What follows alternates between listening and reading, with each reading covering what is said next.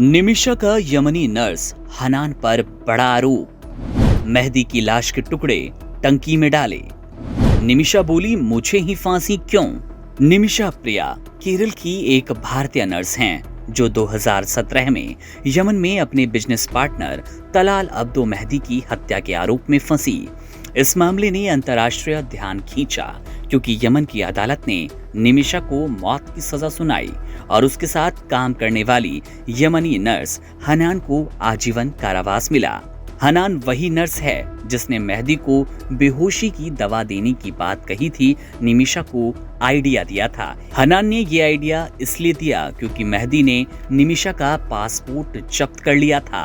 निमिषा ने जब अपनी आप बीती हनान को बताई तो उसने कहा कि आप मेहदी को बेहोशी की दवा दो और उसके बाद अपना पासपोर्ट ले लो। लेकिन यहाँ से कहानी बदल गई। निमिषा ने मेहदी को जो दवा दी वो ओवरडोज कर गई। दवा के ओवरडोज के कारण मेहदी की जान चली गई। आपको बता दें कि तलाल अब्दो मेहदी यमन में एक स्थानीय बिजनेसमैन था जिसके साथ निमिषा का न केवल पेशेवर बल्कि निजी जिंदगी में भी गहरा जुड़ाव बताया जा रहा है। बताया ये भी जा रहा है कि तलाल ने निमिषा के साथ कई बार हिंसा और दुराचार किया जिससे निमिषा मानसिक और शारीरिक रूप से टूट गईं। इसी तनाव और भय के बीच निमिषा ने अपने जीवन को बचाने के लिए हत्या का कदम उठाया।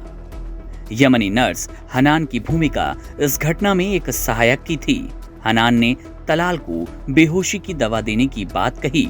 जैसा कि हमने आपको पहले भी बताया, निमिषा ने हनान की बात मानी, बेहोशी की दवा दी, लेकिन वो दवा ओवरडोज कर गई और मेहदी की जान चली गई। मेहदी की हत्या के बाद निमिषा और खुद हनान ने शव के टुकड़े किए और टंकी में डाल दिया ताकि सबूत मिट जाएं और उसकी मौत का पता किसी को ना चले। इस घटना ने मामले को और भी गंभीर और खतरनाक बनाया।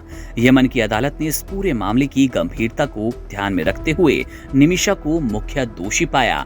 निमिषा को मौत की सजा यानी कि फांसी देने की बात कही, जबकि हनान को केवल सहायक माना गया और हनान को आजीवन कारावास मिला। इस मामले पर निमिषा कहती हैं कि मुझे फांसी क्यों, जबकि हनान ने ही शव के टुकड़े किए थे। आपको बता दें कि यमन में कानून शरिया आधारित है जहां पर किसास यानी कि प्रतिशोध का नियम लागू होता है। इसका मतलब है कि हत्या के मामले में मृतक के परिवार को अपराधी को सजा देने या माफ करने का अधिकार है। तलाल के परिवार ने निमिषा को माफ करने से इनकार कर दिया और इसलिए फांसी की सजा कायम रही। यमन के संविधान के अनुच्छेद 347 के तहत हत्या में सहायता, ईश निंदा और राजद्रोह जैसे अपराधों में मौत की सजा दी जाती है। इस कारण से निमिषा की सजा कठोर बनी।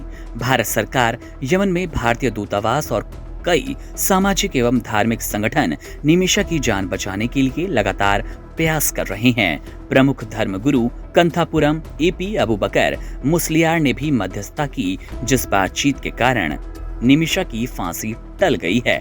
बहरहाल देखना दिलचस्प होगा कि अब निमिषा की ये फांसी कब तक टल पाती है। लेकिन इस पूरे मामले में निमिषा के साथ यमनी नर्स हनान की भूमिका भी उतनी ही महत्वपूर्ण हो जाती है जितनी कि निमिषा की इस हत्या से बताई जा रही है।